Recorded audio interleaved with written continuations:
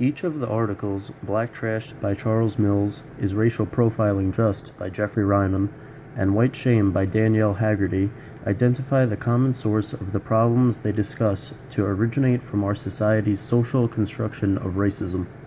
Mills shows that by continually embodying the idea that black is negative or evil, a vast portion of our society will blindly accept this stigma, giving the African American population a reason to think negatively of themselves, combined with conditioning our criminal justice system to treat them in such a manner, causes the black population to be targets of oppression.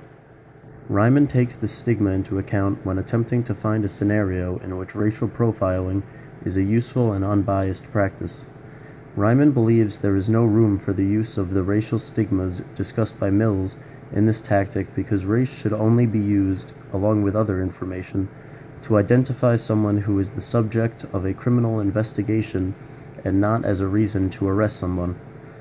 Arresting someone because of their race is wrong on the face of it and fuels the existing notion of black trash.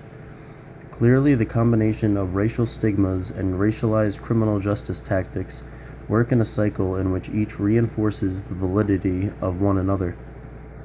What allows this cycle to continue is the attitude and response of the white population being one of guilt instead of shame.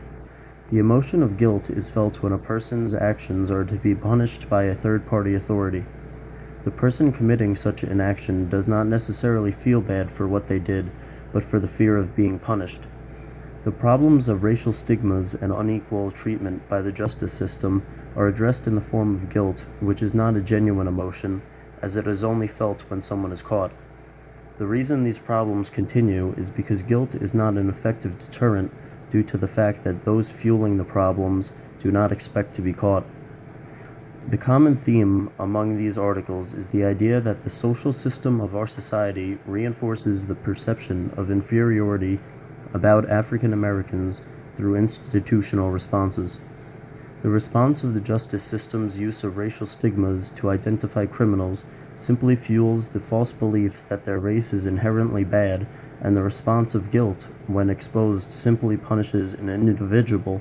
in order to keep the blame away from the institution. In order to eliminate racist practices, we need to address the fact that our society judges people based on the false perceptions of different races and only feels bad about negatively affecting a whole population when we are exposed and punished for doing so. What needs to be done for our society to stop this racial persecution is to abandon these false racial stigmas, not because we fear punishment, but because we care about what our fellow man thinks of our character. A person who feels shame for stigmatizing or profiling an African American is remorseful because they have pride in what others think of them. To stop treating one another unjustly, our society must place great importance on the idea that everyone's opinion holds equal weight in defining a person's true character.